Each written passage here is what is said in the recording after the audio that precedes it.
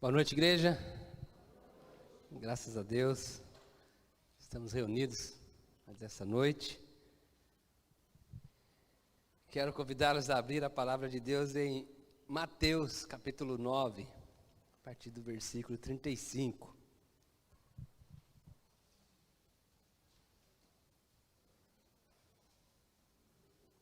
Nós vamos pensar um pouco sobre os desafios que temos como discípulos de Jesus, como povo de Deus, como igreja, o chamado que Deus tem para nós, como pessoas que creem no Evangelho e aceitaram o Evangelho como uma proposta de vida. Mateus capítulo 9, a partir do verso 35, diz assim: Jesus ia passando por todas as cidades e povoados, ensinando nas sinagogas, pregando as boas novas do reino e curando todas as enfermidades e doenças. Ao ver as multidões, teve compaixão delas, porque estavam aflitas e desamparadas, como ovelhas sem pastor. Então disse aos seus discípulos: a colheita é grande, mas os trabalhadores são poucos.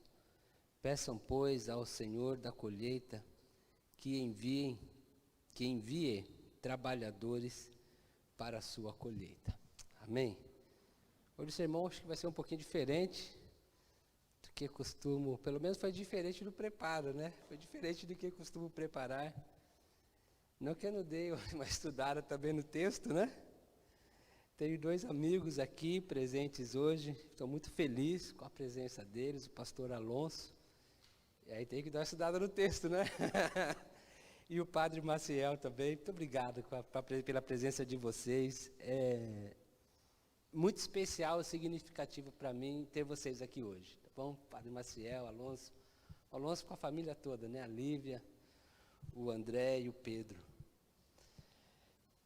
Mas eu quero falar um pouco mais assim do que eu penso sobre o Evangelho, sobre igreja, e não ficar talvez tão restrito assim a uma exposição bíblica do texto.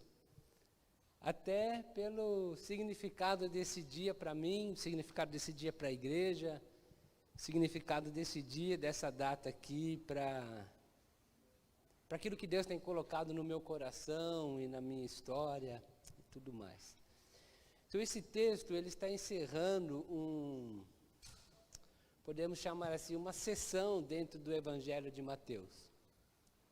Então algo assim que a gente, quando vai estudar a Bíblia, a gente percebe assim a inteligência dos autores, a maneira criteriosa que eles escreveram o texto.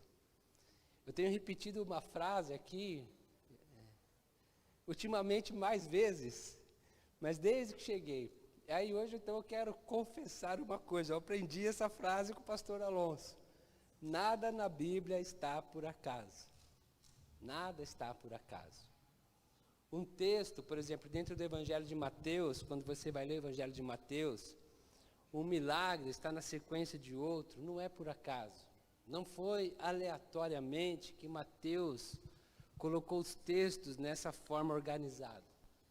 Talvez você já tenha percebido isso, que alguns acontecimentos dentro do Evangelho de Mateus está numa ordem, depois você vai ler o Evangelho de Lucas, está numa ordem um pouquinho diferente, no de Marcos também, em algumas coisas, em João também, mas é porque eles fizeram isso propositalmente. Eles fizeram isso porque eles tinham uma comunidade, um grupo de pessoas, para a qual eles estavam direcionando o seu texto. Eles tinham um público que eles queriam atingir, que passavam suas crises, que tinham os seus contextos, que estava vivendo um momento da sua história. Então, se nós pudermos chamar assim, a comunidade de Mateus, ela vivia um momento específico na história dela. E o autor bíblico, ele quer transmitir uma mensagem para esta comunidade. Então ele faz essa seleção da vida de Jesus, dos acontecimentos de Jesus, para ajudar aquela igreja, aquela comunidade a se resolver, para ajudar aquela igreja, aquela comunidade a compreender a vontade de Deus, para ajudar aquelas pessoas a compreender o Evangelho, compreender quem é Jesus e como eles podiam expressar isto em suas vidas.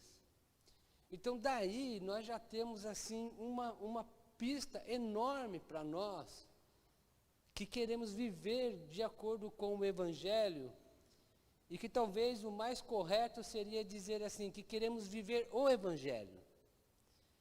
E é uma pista assim enorme para a igreja que quer ser uma igreja bíblica, uma igreja que segue de fato o Evangelho.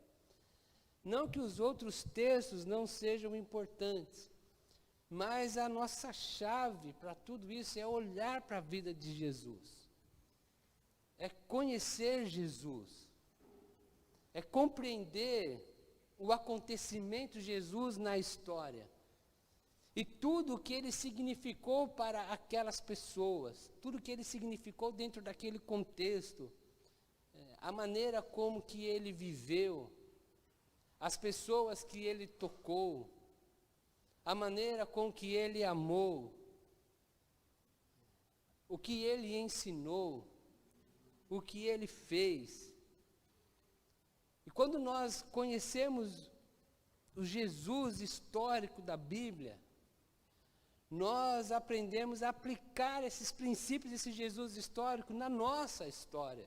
Nós percebemos que nós podemos amar quem Jesus amou, e que nós devemos e podemos, nós podemos sentir o que Jesus sentiu, tocar como Jesus tocou, influenciar como Jesus influenciou.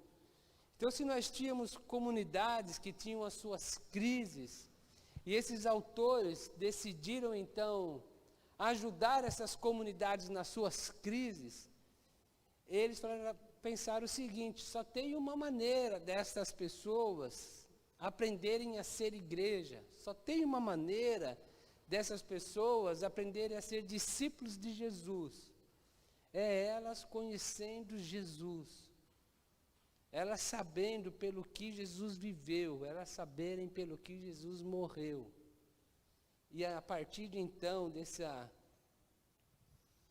experiência de conhecer Jesus através do texto, essas comunidades puderam então alinhar as suas metas, alinhar as suas vidas e seguir cumprindo a missão.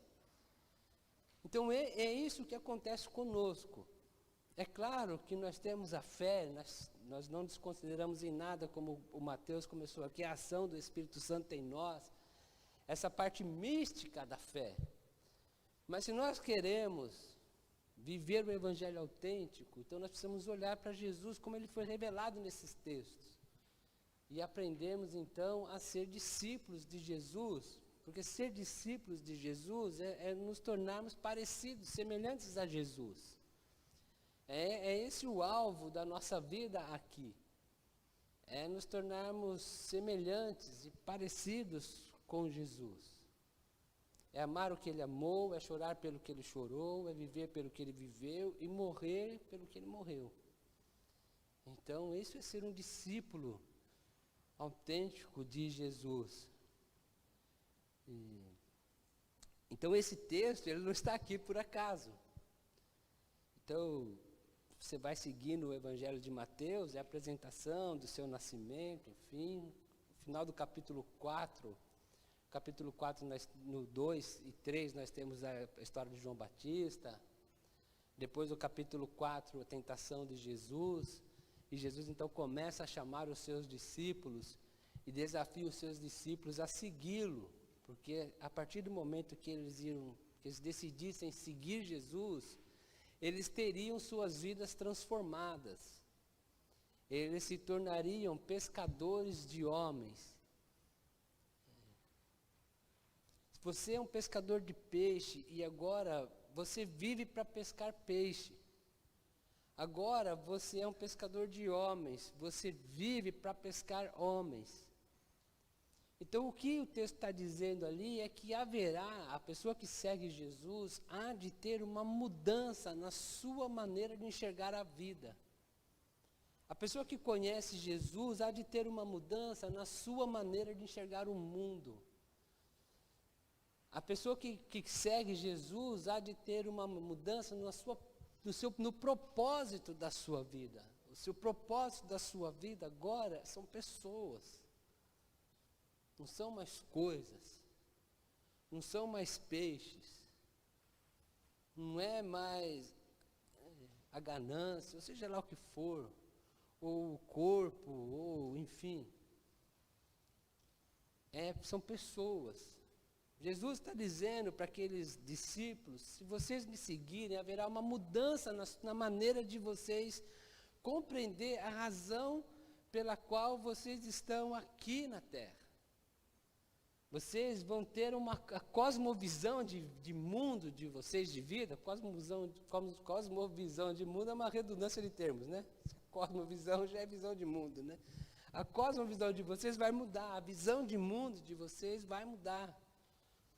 Vocês vão ter uma outra razão para viver. E aqueles discípulos, então, largam as suas redes, largam os barcos, e eles, então, vão seguir Jesus. E depois nós vamos estudar a história desses discípulos, no texto aqui é André e Pedro, mas inclui os outros, nós vamos estudar a história desses outros discípulos, a gente percebe como mudou de fato, como mudou a vida de Mateus, que era um publicano, cobrador de impostos, como mudou os propósitos de vida, as metas de vida de João e Tiago, como que esses homens tiveram assim uma nova maneira de entender a razão da existência deles.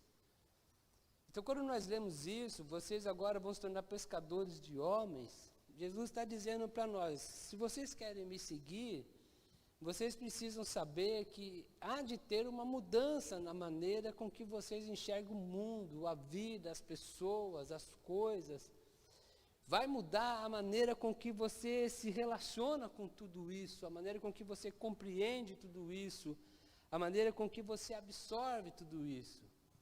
E no capítulo 4, então, um pouquinho para frente, nesse é no versículo 19, no versículo 23, eu falei para Aleluia, eu escrevi tanta coisa aqui que eu não vou conseguir seguir. Vamos lá.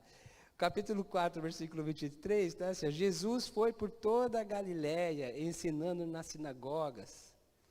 Aí é interessante que o Mateus coloca assim, na sinagoga deles. Jesus, ele não se via parte daquele sistema religioso.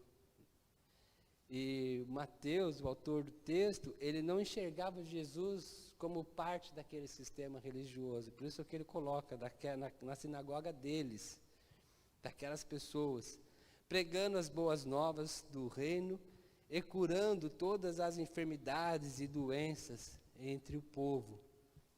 Então ele faz ali um resumo do começo do ministério de Jesus. E aí nós entramos então para o capítulo 5, 6 e 7, que é o Sermão do Monte, que é Jesus dando as diretrizes para aqueles discípulos. Como eles deveriam viver, como eles deveriam se relacionar com os outros. E quem vai lendo o Sermão do Monte, a gente vai vendo assim, as exigências do discipulado cristão. E essas exigências, então, esse texto, essa seção dentro do Evangelho de Mateus, compreende esses 3 capítulos, 5, 6 e 7. Quando entramos no capítulo 8 e 9, nós temos muitos milagres que Jesus está realizando, expulsando demônios, curando leprosos. É uma maneira de Mateus mostrar para aquelas pessoas que Jesus era o Cristo, o Messias, o enviado, o ungido, como cantamos agora há pouco. Para aquelas pessoas que estavam lendo, era muito importante saber que Jesus curou um cego de nascença, saber que Jesus ressuscitou uma pessoa, porque eram prerrogativas do Messias que viria, do ungido que viria, do Salvador que era prometido para eles.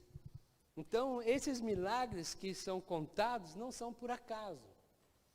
Já disse aqui há poucos domingos que o Evangelho de João termina assim: Jesus fez muitos outros milagres. Se eu fosse contar todos, não haveria lugar para colocar a quantidade de livros, né? Um exagero, né? Ele usa até um exagero. Mas eu contei esses para que vocês creiam que Jesus é o Cristo. Então, assim, fica assim, está na cara, né? Que ele escolheu. E ele escolheu especificamente aqueles milagres que Jesus realizou, porque ele tinha uma comunidade em mente, ele sabia o que aquela comunidade pensava, qual era o imaginário religioso daquelas pessoas, como aquelas pessoas compreendiam a fé, as esperanças messiânicas que eles tinham. Então, ele escolheu, selecionou, para que aquelas pessoas pudessem compreender que Jesus era o Cristo e a abrangência da missão dos discípulos. Então você começa a ler o Evangelho de Mateus, de João, por exemplo, ele conversa com Nicodemos. E Nicodemos é um judeu. Depois ele conversa com a mulher samaritana. Então não é por acaso. É porque aquela comunidade precisava compreender isso. Que Jesus, ele é o Cristo para os judeus, mas é também o Cristo para os samaritanos. Coisas que a comunidade de então tinha dificuldade de compreender. E o autor bíblico, então ele coloca, olha como Jesus amava os samaritanos. Como que ele não tinha preconceito com as mulheres. Nem com as mulheres de vida moral duvidosa. Se é que a mulher samaritana tinha algum problema moral. É sabido que quem dava carta de divórcio era o homem, né? Tem as duas escolas rabínicas, uma delas dizia que até se uma mulher queimasse o feijão, ela era digna de receber carta de divórcio. Não é? Não tem essa escola de rabino? Essa mesma escola dizia assim, até se ele achasse uma mulher mais bonita, né? Então eu não quero dar divórcio para você, Lúlia, porque você é a mulher mais linda do mundo. É assim que começa, gente. Você tem que ir esquentando fogão a lenha aqui. Depois o negócio fica bom. Enfim, voltar aqui, né, para o texto. O que João queria é que as pessoas compreendessem que a mulher tem vez e voz no mundo, na sociedade e, obviamente, na igreja. Coisas que aquelas comunidades do primeiro século ou do começo do segundo século tinham dificuldade de assimilar ainda. E aí, então, a participação das mulheres na história, na vida de Jesus sendo registrada, para que as pessoas pudessem compreender isso. E até hoje a gente não compreendeu direito isso, né? Enfim, basta olhar para o texto, basta olhar para a vida de Jesus. Quando a gente olha para a vida de Jesus, a gente aprende essas coisas. E aí, então, o capítulo 8 e 9 vai testificar através desses sinais, embora tenha outros textos, é chamado de Mateus, nesse meio de 8 e 9, mas vai testificar para aquelas pessoas que Jesus é o Cristo. E agora, esse texto que nós lemos, ele vai fazer essa ponte da vida de Jesus, da missão de Jesus, de como Jesus atuou para um desafio para a sua comunidade. E esses versículos que nós lemos são versículos dessa transição. E então, ele vai fazer um novo resumo, que ele já fez lá no 4:23, ele vai fazer agora de novo. Jesus percorria todas as cidades, povoados, aldeias, ensinando e pregando as boas novas e curando as enfermidades e doenças. Ele está mostrando a dinâmica da vida de um discípulo. E como deve ser a dinâmica da vida de uma igreja. A dinâmica daquele que quer viver o Evangelho, ela precisa, vou usar a redundância aqui, né? Já usei a palavra dinâmica, né? Ela precisa ser dinâmica, ela não pode ser estática. Ela precisa estar em movimento. Jesus estava sempre em movimento. Então, assim, há uma coisa bastante incompreensível para nós, hoje, ao longo da história da igreja, como é que nós chegamos a uma expressão de fé que é centralizada no templo, que não sai, que é estática. Porque quando nós olhamos para a vida de Jesus, ele nunca foi estático, ele sempre esteve em movimento. Nós temos, assim, uma paixão muito grande, e não estou dizendo que isso é errado, mas, assim, é muito pouco. Nós temos uma paixão muito grande de trazer visitantes para a igreja, não é verdade? Temos ou não temos? Temos, isso é bonito, isso é bacana.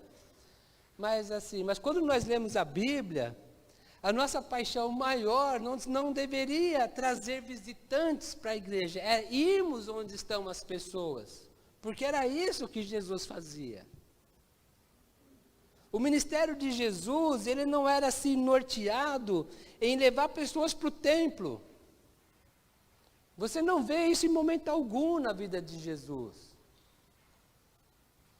Exceto quando Jesus curava um leproso e ele falava assim, então agora você vai mostrar ao sacerdote que você é curado, para cumprir os rituais que tinha lá, para aquele homem ter a sua vida de volta, sua dignidade de volta. Mas a dinâmica do ministério de Jesus não é trazer pessoas para um local, é ir onde as pessoas estão e transformar a vida dessas pessoas. Essa é a dinâmica do ministério de Jesus.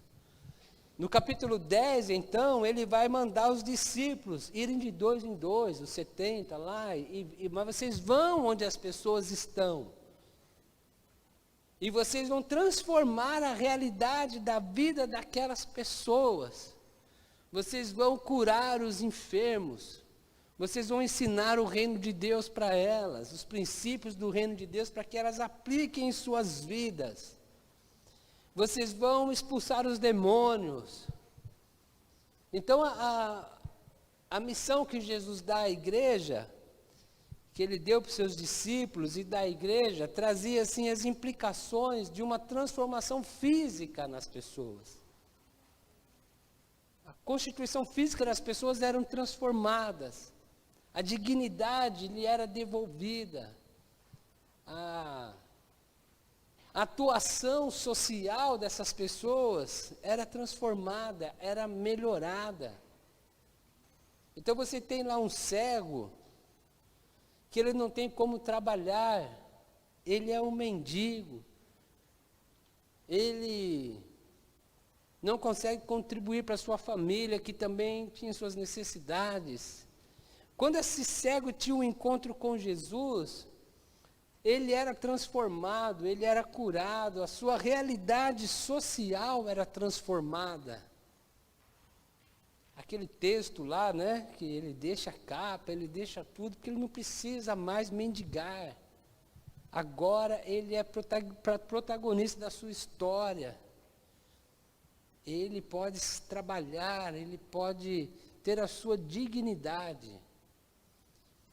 Então esse é o desafio para nós que queremos ser discípulos de Jesus, atuar na história, na vida das outras pessoas, de tal maneira que devolva a dignidade para as pessoas.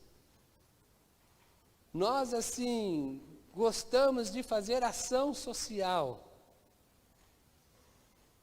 Não sei se gostamos muito, mas gostamos, não é? De fazer ação social. A ação social, ela é necessária, ela é importante. Porque se a pessoa não tem um prato de comida, é o prato de comida que você tem que dar. Mas o desafio do Evangelho é ir além da ação social. O desafio do Evangelho é promover uma transformação social. É promover mudanças de realidades. é promover uma transformação em tudo aquilo que está acontecendo com aquela pessoa que a oprime, que a escraviza, que a impede de ser feliz, de ter uma vida bacana, de ter a sua dignidade de fato. Então a ação nossa como discípulos de Jesus, quer como igreja, ou mesmo individualizadas, ou por um grupo, ou por uma ONG, seja como for, ela não pode ser só uma ação social, ela tem que ser uma ação de transformação social. Ela precisa gerar mudança. Então Jesus, por onde passava, ele gerava mudança. As pessoas eram curadas. Elas aprendiam a viver de maneira diferente, a enxergar o mundo de maneira diferente. Ela aprendia sobre o reino de Deus. Na classe de doutrina, é que a gente não fica fazendo... A Gisele está aí? Está, né? Tá. Não fica fazendo tanta pergunta, né, Gisele? Ainda bem, né? Mas, as primeiras aulas é isso, é sobre cosmovisão e reino de Deus. A pessoa precisa aprender que quando ela tem um encontro com Jesus, ela precisa enxergar a vida de uma maneira diferente. Por isso que Jesus vai dizer lá em Mateus capítulo 6, buscai primeiro o reino de Deus e a sua justiça, e todas essas coisas vos serão acrescentadas. Que essas coisas são? Do que Jesus está falando? Não é incomum a gente ver as pessoas usando esse texto assim, a Débora, vou pegar a Débora aqui para não me comprometer, né? Se for alguma coisa ruim, só sofre em casa sozinho, né? A Débora não está indo na igreja, está faltando, enfim. E aí alguém fala assim, Débora, você precisa voltar para a igreja, Débora. Você não conhece o texto? Buscar primeiro o reino de Deus? Você precisa... Ela fala assim, eu estou muito trabalho na faculdade, né? Você precisa buscar primeiro o reino de Deus. Usa o texto assim, sem nenhum critério. Jesus está falando de comida. Jesus está falando de vestimento. Ele fala assim, olhar os lírios do campo. Olhar os passarinhos. Os lírios do campo, eles nem Salomão, com toda a sua glória, se vestiu igual eles, né? Estava confundindo aqui o lírio com o passarinho, né? Mas acho que é normal isso aí. Se confunde também lá, padre, lírio com o passarinho às vezes, né? Olha os passarinhos, eles não semeiam, nem colhem, mas não falta alimento para eles. Agora, se vocês buscarem o reino de Deus e a justiça de Deus, não vai faltar pão nem roupa para ninguém. Glória a Deus! É isso, o Evangelho. O texto lá não está falando de ir à igreja, o texto está falando de pessoas que não têm o que comer, porque nós temos um mundo que não vive as verdades do reino de Deus. Pessoas que acumulam. E eu vou até usar o que está acontecendo agora, viagem para o espaço, para ficar algumas horas no espaço. Enquanto milhares morrem de fome. E a igreja não levanta a voz para dizer que isso é pecado. Que isso está errado. E a gente fala assim, eu queria tanto poder ir para o espaço também, né? Eu acho que a nossa cabeça já está no espaço há muito tempo. Jesus está falando assim, busque o reino de Deus e a justiça de Deus, e vocês vão poder ter condições, a partir do Evangelho, do reino, construir uma sociedade mais justa, onde não falta pão e onde não falta roupa para ninguém, onde todos podem morar numa casa digna. Então, é disso que Jesus está falando. Então, dessas coisas também que o Evangelho trata. E aí você olha para a vida de Jesus e você vê Jesus levando dignidade para a vida das pessoas. Eu faço um desafio. Não vou fazer aqui, né? Mas faz na sua casa. Escreve o nome de 10 batistas que vocês conhecem, que estão envolvidos em projetos de transformação social. Tem que pensar bastante, né, Elisa? Até acha, né?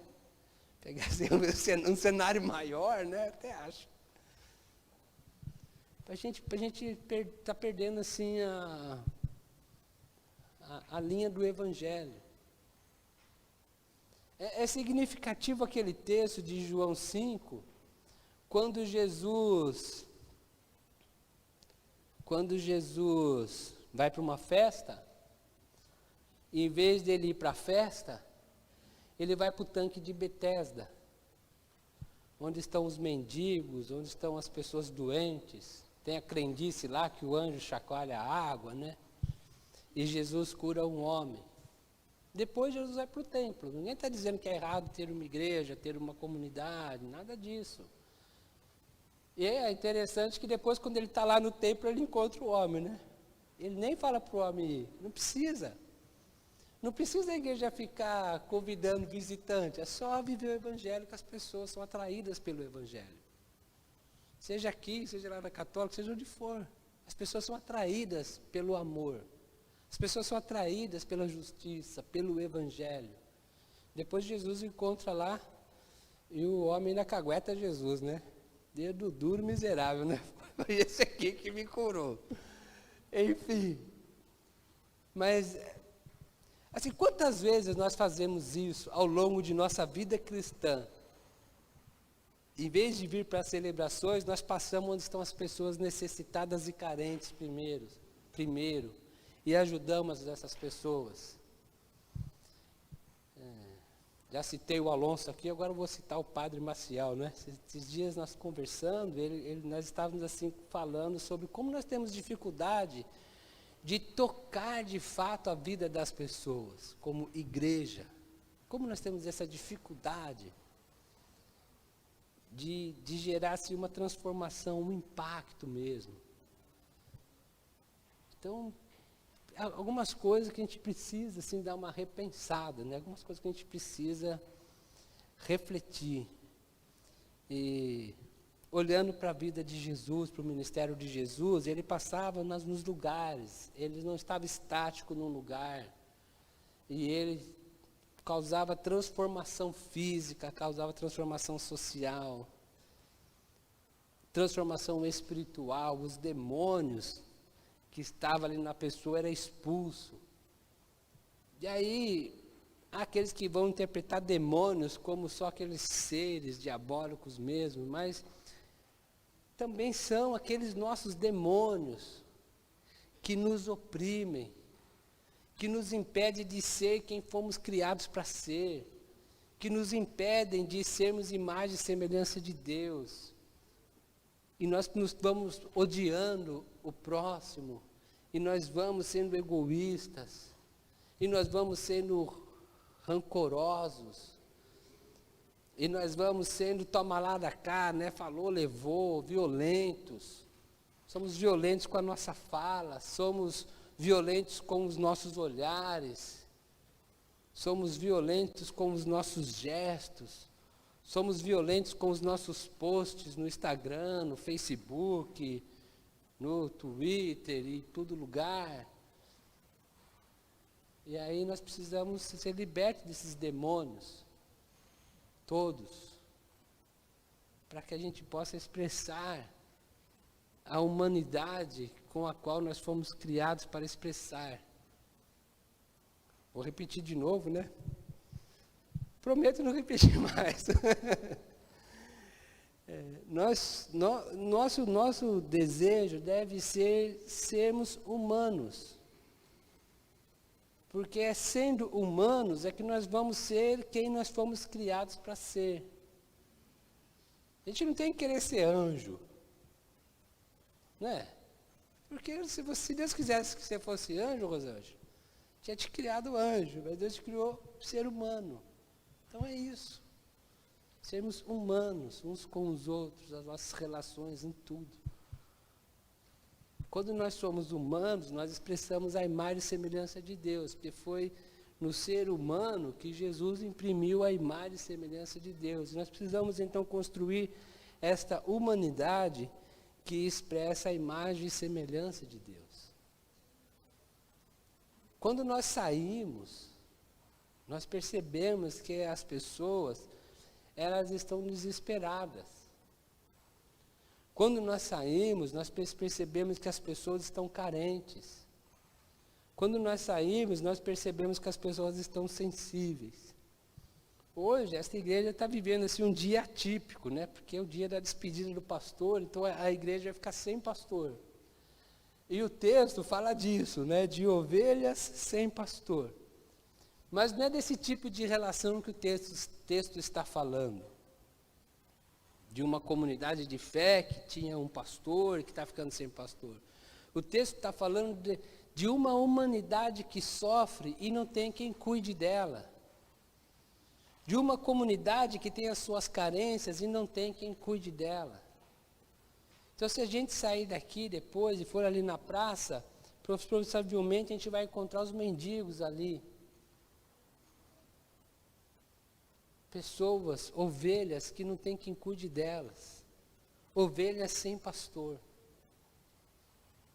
Então, esses pastores que Jesus está falando aqui, é o seu povo todo, não é um pastor consagrado, é cada um de nós, é a igreja, que tem que cuidar das pessoas, que tem que amar as pessoas. Há uma semana nós recebemos uma notícia, vai fazer um frio. Se eu não estivesse aqui no púlpito, eu ia falar assim, de lascar o cano. Mas aqui eu não posso falar isso, né? Então vai fazer o frio que desde a década de 50 aqui não faz. Nós não reservamos uma sala para abrigar os moradores de rua. Tem sala sobrando. Porque a gente não as enxerga como ovelhas de Jesus. A gente as enxerga como mendigos. Nós enxergamos como qualquer. São ovelhas sem pastor. Pessoas que estão sofrendo. Uma pessoa mal alimentada, assim, desnutrida, né? Não é porque só não jantou uma vez, né? Desnutrida. Num frio mais agudo, como tem feito, em 5 horas é o suficiente para ela morrer de fome. 5 horas de frio apenas. Mas a gente não se importa se elas morrem. A gente não liga para isso. E a gente não pode falar ligo sim, porque a gente não ligou. São ovelhas sem pastor. Nós temos comunidades aqui na nossa cidade que as mães saem para se prostituir à noite, para comprar o arroz e feijão no outro dia cedo. Isso não é novidade para a gente. Mas a gente também não se importa.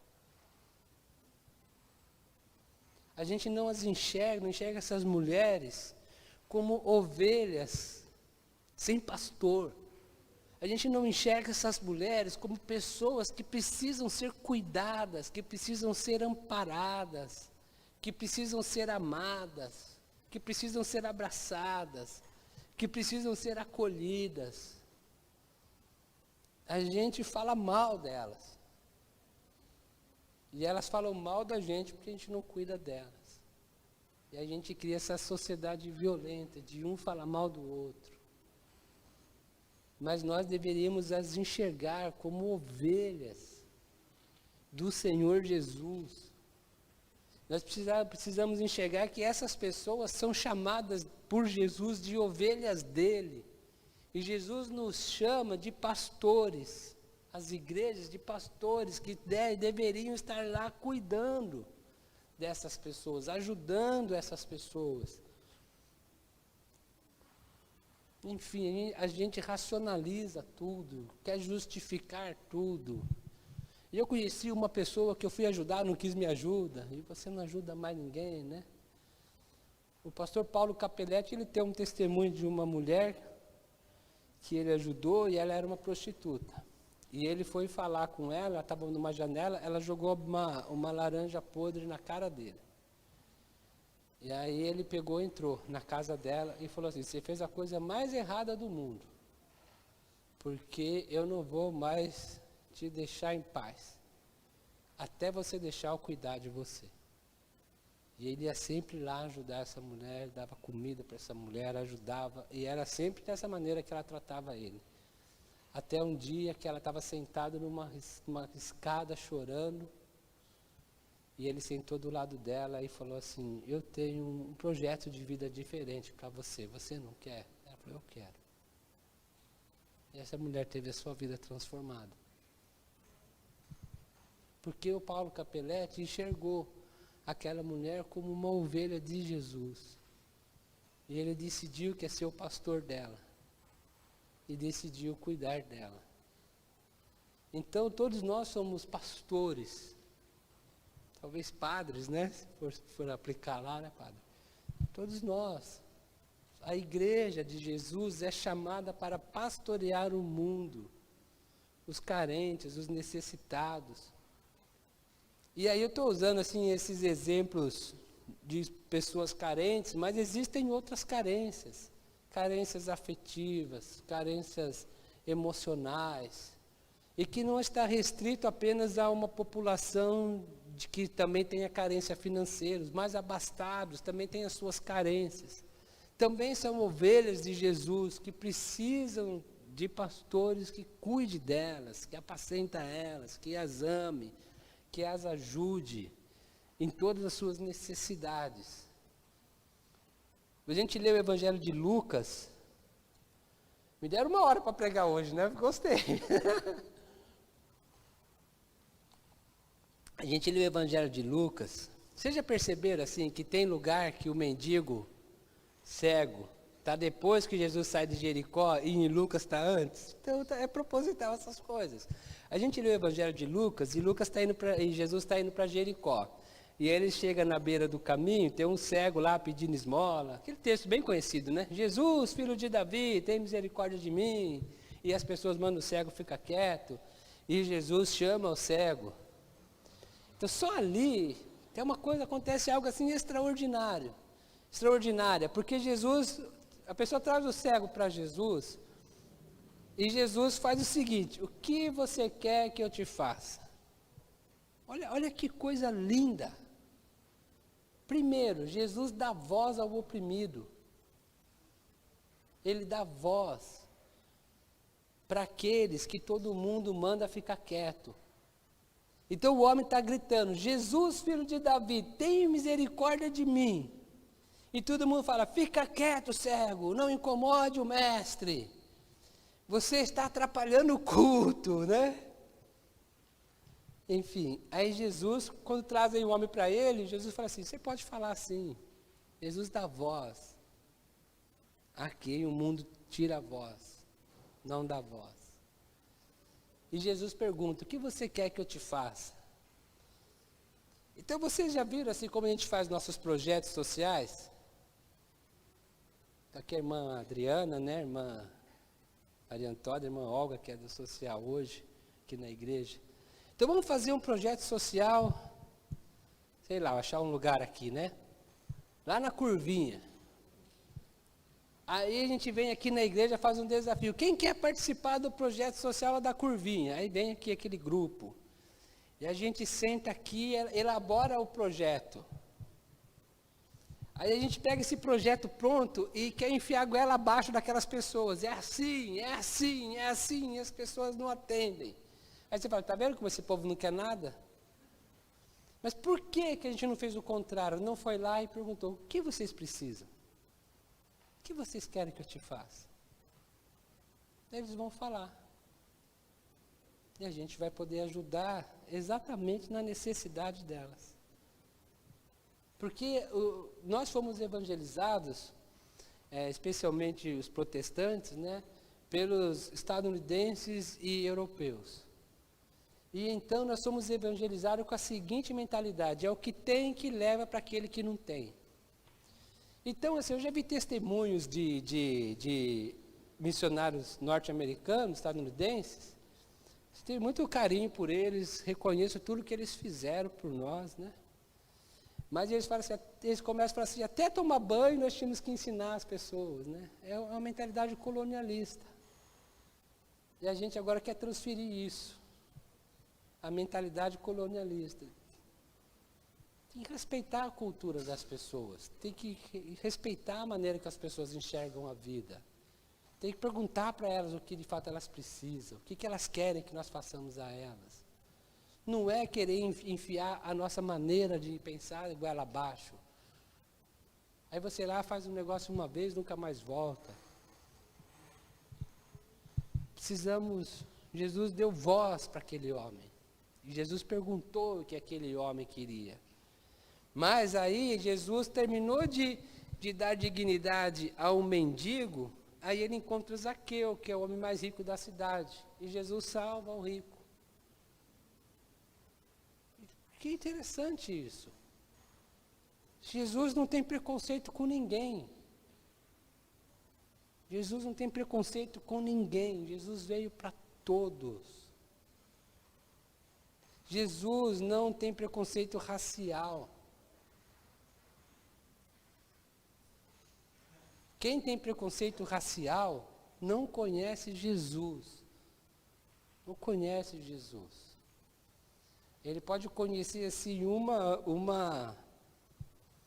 um aspecto do cristianismo, alguma coisa assim, meio nebuloso. Mas quem, por causa da cor da sua pele, se acha melhor que o outro, não conhece Jesus. Não conhece Jesus. Quem advoga e diz que existe uma supremacia racial, não conhece o Cristo, não conhece o Evangelho, não conhece a Bíblia, não conhece nem a si mesmo, porque se acha melhor que os outros. Se conhecesse, se pelo menos se conhecesse, não existe supremacia racial, não existe supremacia de classe, não existe supremacia regional. O paulista não é melhor que ninguém. Eu posso dizer isso porque eu sou paulista. O paulista não é melhor que o nordestino não é melhor que o paulista. O do sul, do sudeste, o do norte, o do nordeste, o do centro-oeste, nós somos todos iguais. Nós somos todos iguais, não existe regionalismo no Evangelho. Vocês vão ser minhas testemunhas. Então ali não está falando só de região, está falando de etnia. Vocês vão ser minhas testemunhas. Vocês vão ser minhas testemunhas em Jerusalém, em Judéia, em Samaria, em todo canto. Não existe, os europeus não são melhores que os africanos, em nada. Em toda cultura existem sinais do reino de Deus. E em toda cultura existe a presença do pecado. Então a gente precisa levar o Evangelho e receber o Evangelho para a gente identificar os sinais do reino de Deus e corrigir as corrupções que o pecado tem feito em nós, em nossa cultura.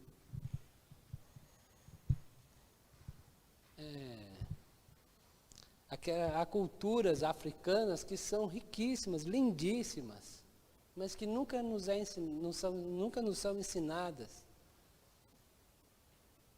Aquela do Ubuntu, né? Como que é aquela outra lá?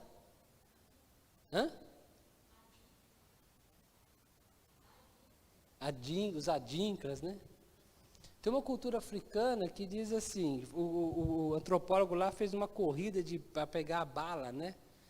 Então vai dar largada, o pacote de bala está lá na frente, né? Vocês já viram como que as nossas crianças se comportam quando tem aquele bexigão e a gente estoura bala? Aquele comportamento dela, elas veem em nós, por isso que elas fazem aquilo. Elas procuram encher o bolso ao máximo e tirar sarro de quem pegou pouco. A gente não consegue perceber que isso está errado? Onde que as crianças aprendem com a gente? O Ubuntu, o cara descobriu isso o seguinte, tinha um pote de bala lá, 1, 2, 3, já as crianças deram as mãos, andaram juntos, pegaram as balas junto. Aí o antropólogo falou assim, o que é isso? Ele falou assim, eu não posso ser feliz pegando a bala e o outro ficando sem. Isso é um sinal do reino. Isso é um sinal do reino. Numa cultura que nos é ensinada que é inferior à nossa, a cultura africana. Não é inferior. Tem muita riqueza e tem muita coisa errada aqui na cultura europeia, na nossa, na brasileira, mas tem muita coisa boa também entre nós. Por exemplo, o Darcy Ribeiro conta um episódio, o antropólogo brasileiro, que ele criou uma competição, tem que ser a gente, né? Uma competição de natação no meio de uma tribo indígena. E aí foi dada a largada, e os índios foram, chegou lá um, chegou outro. A hora que o último chegou, fizeram festa. A gente faz festa, quem bate o recorde, né? Eles fizeram festa. Mas por que vocês festejaram só quando o último chegou? Porque ele fez mais esforço que o outro. Então, ele assim, tem maior reconhecimento nosso, que com toda a limitação dele, ele se esforçou mais e chegou. A gente vai dizer que nós temos a cultura melhor que os índios, os indígenas.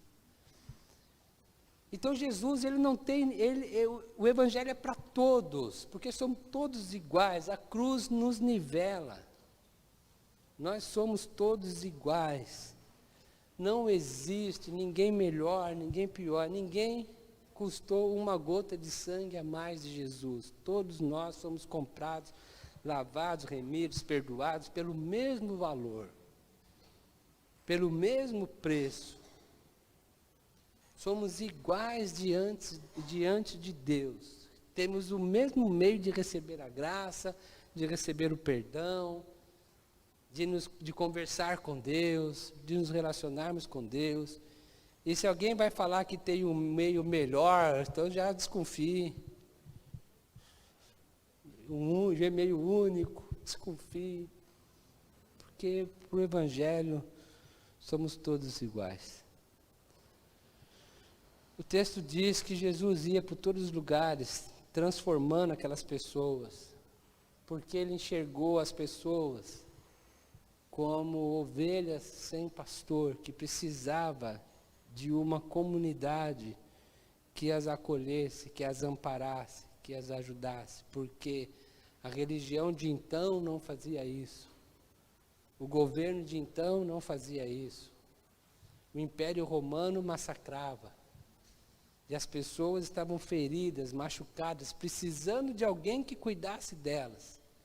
E Jesus então sente compaixão, aquele nó na boca do estômago, aquela coisa que a gente não consegue suportar, aquela coisa ruim dentro de nós, que eu preciso fazer alguma coisa para mudar isso. Foi isso que Jesus sentiu, que mexe com as nossas entranhas. E aí Jesus coloca um desafio para a igreja. E o desafio é assim: peça, pois, ao Senhor. Peçam ao Senhor que mande trabalhadores para a seara, porque a seara é grande, mas são poucos os trabalhadores. Ou seja, tem muita gente que sofre, pouca gente para cuidar delas. Vamos pedir para Deus um avivamento. Era isso que Jesus estava falando. Jesus não estava falando aqui para mandar outros, assim, de outros lugares, né? Às vezes a gente lê isso e fala assim: mande mais trabalhadores. O que nós estamos pensando? Ah, vai mudar uma família aqui na cidade batista que vai nos ajudar. Não é disso. Jesus não está falando para a gente pedir para que cheguem outras pessoas. Jesus está falando para que nós queiramos ser essas pessoas. Que nós queiramos ser pastores das ovelhas dele. Uma prova disso é o capítulo 10. Porque o capítulo 10, Jesus chama os discípulos e fala: vão cuidar das pessoas. Aqueles que já estavam ali. Aqueles que oraram essa oração: Senhor, mande trabalhadores. Quer dizer, produza um avivamento em nós, uma mudança em nós, para que nós então possamos cuidar dessa gente, cuidar das pessoas, amá-las, acolhê-las, abraçá-las. Mande pessoas que possam cuidar de nós também, porque nas nossas feridas, nossas necessidades, nós também precisamos desse pastoreio mútuo. Então aqui não é um pedido assim de que venham pessoas de fora, mas de que nós nos despertemos para. É isso. E aí então Jesus manda os discípulos dele irem lá de 2 em 2, nas cidades, nas aldeias, chamando Jesus, os 12 discípulos, deu autoridades para expulsar demônios, tal. Aí ele vai fazer a lista dos discípulos, e aí ele vai nas cidades e nos povoados, eles vão, né, na cidade, nos povoados, nas aldeias. Eles são a resposta da oração. A igreja precisa ser a resposta da oração. Nós precisamos, como igreja, ser a resposta da oração daqueles que sofrem. Nós precisamos ser a resposta dos desafios do nosso século. Nós precisamos ser pastores dessas ovelhas que sofrem. Então nós precisamos orar por um avivamento, por um despertamento, para que isso aconteça dentro de nós. E nós vamos então abençoar a nossa geração, abençoar onde quer que estejamos. Eu quero encerrar aqui parafraseando um texto de Jung Mosung. Jung Mosung é um teólogo católico, ele tem um texto, tem vários textos, né? Um deles é: se Deus existe, por que existem os pobres? E aí o subtítulo é A Fé Cristã e os Excluídos. E nesse livro ele diz assim: a igreja precisa ser testemunha de um novo sonho. A igreja precisa sonhar coisas diferentes do que ela sonha. A igreja precisa ser promotora de um novo sonho. Um sonho de ver pessoas cuidadas, de ver pessoas amadas, de ver vidas transformadas. E ele diz assim: não o sonho de um condomínio fechado. Esse é o nosso sonho, esse é o nosso projeto de vida, porque nós ainda somos pescadores de peixe. Nós não somos pescadores de homens. Não o sonho de condomínios fechados no seu luxo, mas o sonho de uma sociedade que não confunda qualidade de vida com quantidade de consumo. Esse deve ser o sonho da igreja. Qualidade de vida é onde as pessoas se amam, onde as pessoas se respeitam, onde as pessoas têm dignidade, onde as pessoas são cuidadas, todas. O rico, o pobre, o preto, o branco, o nordestino, o sulista, todos. O brasileiro, o africano, o europeu, o asiático, todos. Em que as pessoas não precisam ser violentas para garantir a sua sobrevivência. Onde todas as pessoas tenham as mesmas igualdades.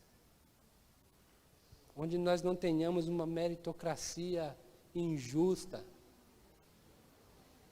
Onde as pessoas não podem disputar as mesmas vagas numa universidade.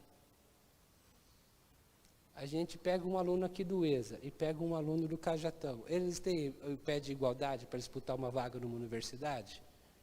Não tem. Aí você pega um que fez um cursinho, que ele paga R$3.000 por mês no cursinho. Aí põe os três para concorrer à mesma vaga. Esse é o mundo que a gente vive. E a gente não sonha que isso seja diferente. Aliás, a gente sonha, né? Porque a gente tinha o projeto do Enem aqui, que proporcionou um pouco menos de desigualdade, né? Então, onde as pessoas não precisam ser violentas para garantir a sobrevivência. Onde as pessoas não sejam julgadas pela sua aparência ou preferências. Uma sociedade igualitária sem tanto luxo, contrastando com tanta miséria. O Alonso ali, que é da região de Campinas, com certeza ele já observou isso. Quando a gente está entrando em Campinas pela Dom Pedro, então você passa ali num bairro chamado Gramado, que é só de condomínios fechados. Aí você fica besta, né, vendo as casas. Eu que gosto de construção, fico vendo, quero cada casa. Acabou ali, chega no Santa Mônica, só favela. Falo, meu Deus. Temos que sonhar com um mundo diferente. A igreja precisa sonhar, no mínimo sonhar com um mundo diferente. Nós precisamos querer ser o povo de Deus que trabalhe para construir um mundo diferente, onde as pessoas conheçam a Deus por meio de Jesus, onde as pessoas amem a Deus, mas também que essa experiência de conhecer o Jesus da Bíblia mude a nossa maneira de enxergar o mundo, de nós nos relacionarmos com o mundo, com as coisas, com as pessoas, onde nós sejamos cheios do Espírito Santo e não nos deixemos nos dominar pelos prazeres desse mundo, mas possamos, dominados pelo Espírito, amar a Deus sobre todas as coisas e amar as pessoas como a nós mesmos. Então, esse é o nosso desafio de ser discípulos, nosso desafio de ser igreja. E minha oração é que nós sejamos a resposta dessa oração. Que essa igreja seja a resposta dessa oração. Senhor, mande trabalhadores para a seara, nessa compreensão de que crie em nós um avivamento, mude a nossa mentalidade, para que a gente possa cuidar dessas pessoas que são ovelhas sem pastor. Amém? Vamos orar? Pai querido, nós te agradecemos, porque o Senhor tem cuidado de nós, o Senhor tem nos abençoado, o Senhor tem nos ajudado. Eu quero te agradecer por esse tempo que passei aqui nesta igreja, ó Deus, e tudo de bom que nós vivemos aqui, todas as experiências que tivemos, o que pudemos aprender, crescer. Ó Deus, o Senhor foi muito bom com a gente, a igreja foi muito boa com a gente, e nós te agradecemos por tudo isso em nome de Jesus. Ó Pai querido, que esta igreja possa continuar crescendo, Deus, possa continuar abençoando essa cidade. Ó Deus, que essas verdades do Evangelho possam mexer com todos nós, possam mexer com a igreja, possam mexer comigo. Ó Deus, e que nós possamos todos os dias desejar ser pastores dessas ovelhas, ó Deus, que estão sofrendo sem ter quem cuide delas. Que o Senhor possa produzir isso em nós. Ó Deus, que quando alguém desafiar novamente alguém de lembrar de um batista, um católico, ou seja quem for, Deus, um evangélico ou não, que está envolvido com um projeto de transformação social, nós sejamos lembrados e uma inspiração para que outros façam, para que o nome do Senhor seja glorificado através da nossa vida e da nossa história, e porque nós estamos comprometidos com isso, em nome de Jesus. Amém? Então, eu quero registrar aqui mais uma vez meu agradecimento a toda a igreja por ter nos convidado para pastoreá-los. De manhã eu falei um pouco disso, né? O pastor vem para uma igreja porque ele é convidado pela própria igreja. Então, obrigado por vocês nos darem essa oportunidade de estarmos juntos, quase 5 anos. Acho que foi dia 10 de dezembro que eu tomei posse. Acho que foi, né? De 2016. E essa caminhada juntos aqui.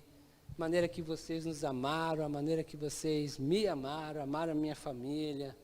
Quando o Abacuque chegou, acolheram o Abacuque também, amaram o Abacuque. Enfim, muito obrigado a todos vocês por esse tempo juntos. E agora algumas questões têm rondado nossa mente, nosso coração, e tenho orado bastante com a minha família. E nós, assim, decidimos iniciar uma nova fase na nossa vida, na história da nossa família. Então, assim, é a primeira vez que estou deixando uma igreja sem estar indo para outra igreja, né? Primeiro foi meu primeiro ministério foi numa congregação, Igreja Batista, Congregação Batista Recanto do Sol. O Alonso conheceu, né? Nós éramos membros da mesma igreja. Liderava aquela congregação, depois fui consagrado pastor. Fiquei lá 1 ano como pastor. Quando eu saí de lá, eu fui para a primeira Igreja Batista em Hortolândia, que era a igreja mãe. E lá fiquei 1 ano como pastor interino. O Alonso acompanhou isso tudo, né? A Lívia, nós éramos todos membros lá na igreja. E quando eu saí de lá, a igreja estava assim, preparada para escolher um pastor, né? Tinha ouvido vários pastores, depois ouvi o pastor Paulo Vicente, que era lá do Rio de Janeiro, e foi convidado para ser pastor, e eu fui pastorear uma igreja no interior, Igreja Batista em Barbosa. Fiquei lá quase 6 anos. Fica perto de Araçatuba, para aquele lado ali. Acho que o Rodrigão conhece bem aquela região ali. Então, assim, quando saí da primeira de Hortolândia, eu fui para outra igreja, né? Depois nós fomos para São Sebastião, a segunda igreja batista em São Sebastião. E foi a mesma experiência, né? No próximo domingo eu já ia pregar, né? Na verdade, em São Sebastião eu mudei numa terça-feira. E aí, o culto de oração era na terça-feira. E nós lá arrumando as caixas, o irmão lá, pastor, o senhor que vai pregar hoje? Eu falei, para tirar o couro depois, né? Deixa eu primeiro arrumar minhas coisas aqui, rapaz. Mas assim, era essa experiência, depois de lá para cá. Mas agora nós entendemos, tirar um tempo assim de reflexão, um tempo de pensar na vida, um tempo que nós estamos chamando assim de sabático. Quanto tempo, eu não sei. De repente seja 1 ano, sejam 10 anos, eu não sei. Estamos colocando assim nas mãos de Deus e pedindo que Deus nos direcione nisso, se nós vamos voltar a pastorear uma igreja local, se vamos desenvolver outros projetos. Então, enfim, nós vamos ter esse tempo para refletir sobre a nossa vida, nossa história, nossa família, o Evangelho, enfim, todas essas coisas aí, e entender como nós vamos seguir daqui para frente, né? Então, os irmãos, lembre de nós nas suas orações, lembre de clamar por nós e que Deus nos dê a direção dEle. Esse compromisso de cuidar das ovelhas sem pastor, né? Você não tem como fugir, porque é o Evangelho. Nós acabamos de ler, é o chamado meu, é o seu, é o chamado de todos nós. Então, assim, no tempo certo, vamos estar frequentando uma igreja batista, aí pedimos a carta para lá, é assim que funciona, né? E vamos caminhar nessa direção. Antes de passar para você, Nago, eu queria dar uma palavra para o pastor Alonso, para o padre Marcial. Então, eu quero convidá-los aqui à frente. O pastor Alonso, já apresentei ele assim uma vez, é um dos meus amigos mais antigos, né? É o cara que mais me atura. Se eu não me engano, nós nos conhecemos em 95, né, Alonso?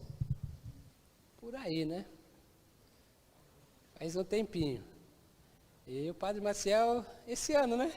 Esse ano. Mas tem sido bom essa nossa comunhão, a amizade, né? De pouco tempo, mas assim, tem sido muito bom. Essa aproximação tem feito bem para mim, tem me ajudado bastante. Eu vou passar para o padre aqui, depois passo, mas eu vou pedir para alguém higienizar. A Solange está aqui já, preparada.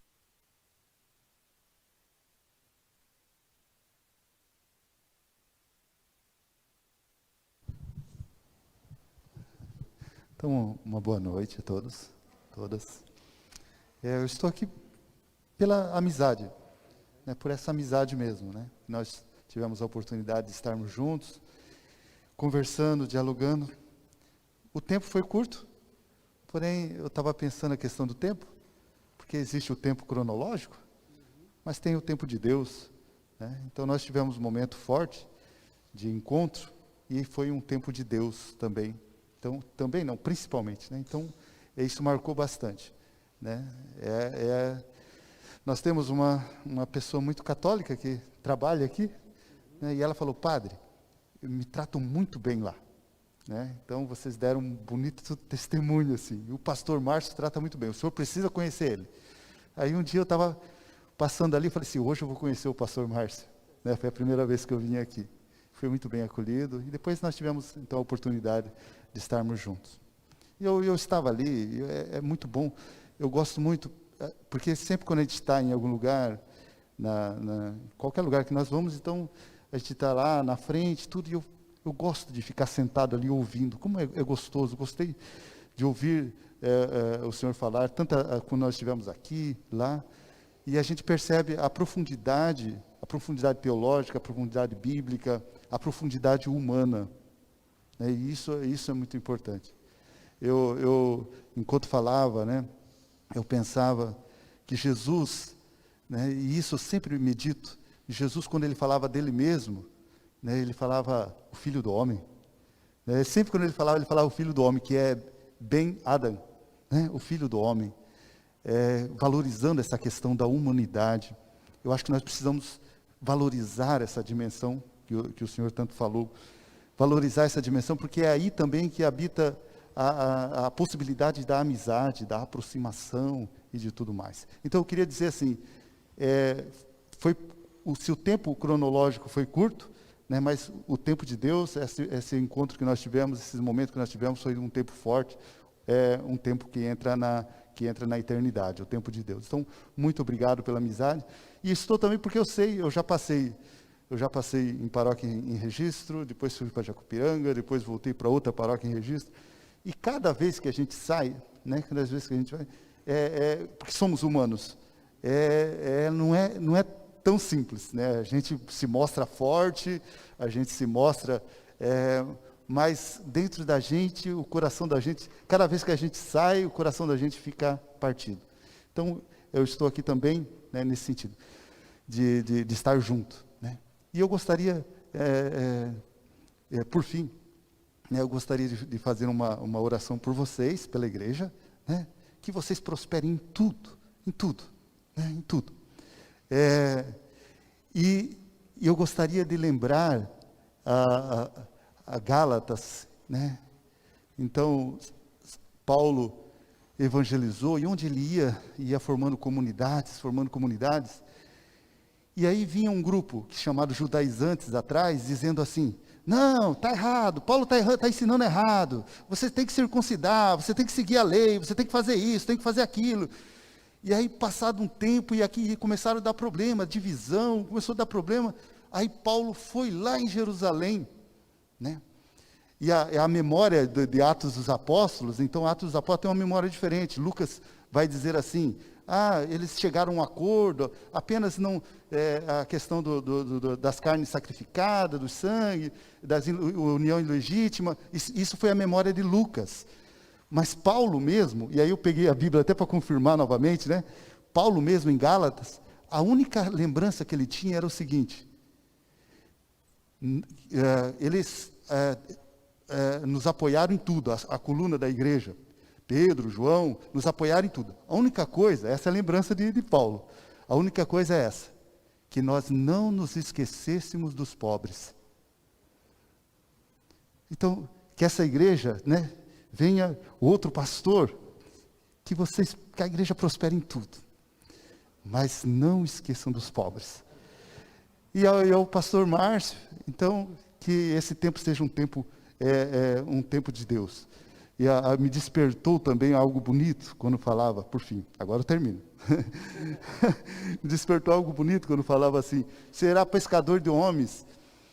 E eu falava assim, nossa, que bonito isso, né? Onde a gente tem que ir, a gente tem que ver pessoas.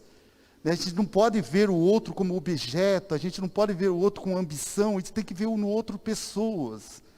Então, onde o Senhor esteja rodeado por pessoas, e cada vez mais o Senhor seja cada vez mais humano. Amém.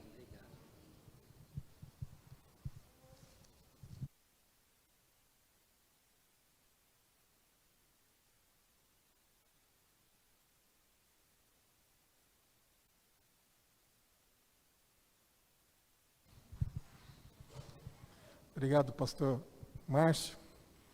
Alegria participar com você nesse momento, embora seja um momento de despedida, mas é também uma alegria. Eu lembro que você esteve em 2013 em Pariquera, né? Veio aqui, pregou no aniversário da igreja, foi uma bênção. Nós acompanhamos esse tempo juntos. Eu estava lembrando ali que quando você saiu da primeira de Hortolândia, eu também preguei. Você estava indo para Barbosa. Tive esse privilégio, não era nem pastor ainda ordenado.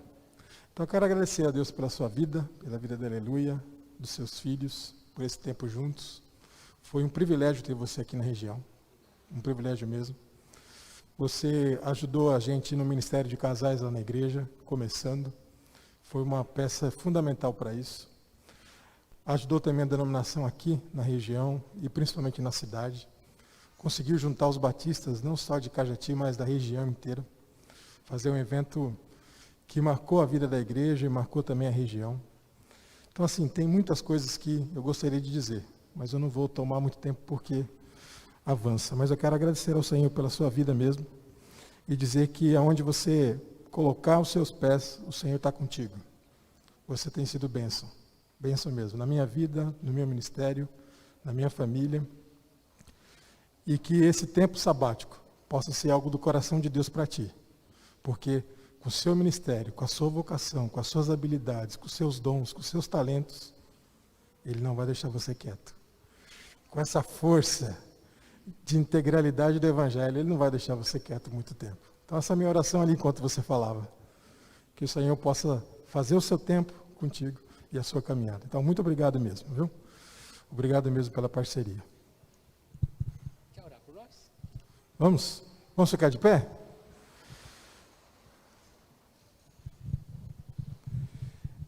Deus, nós somos apenas servos do Senhor que nos colocamos para servir ao Senhor em primeiro lugar.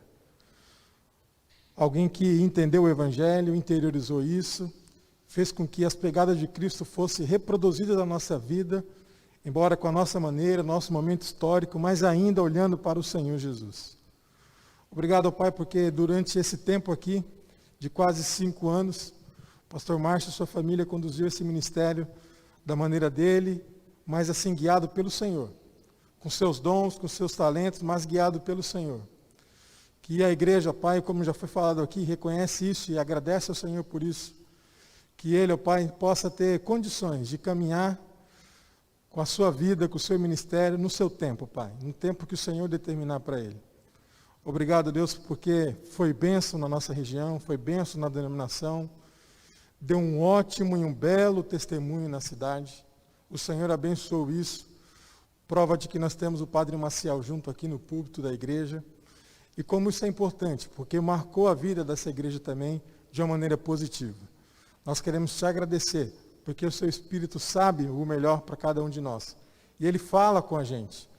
Ele diz o que nós devemos ou não fazer.